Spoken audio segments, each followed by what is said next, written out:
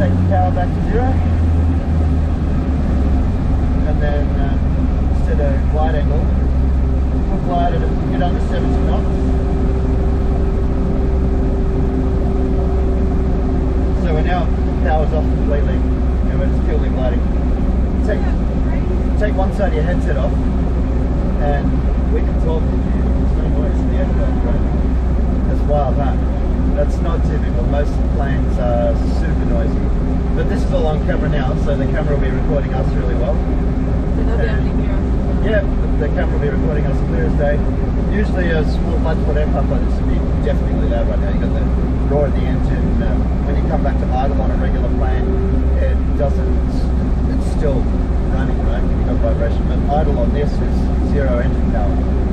We're still gliding at 70 odd knots. We can slow right down to about 65 is the most efficient glide ratio.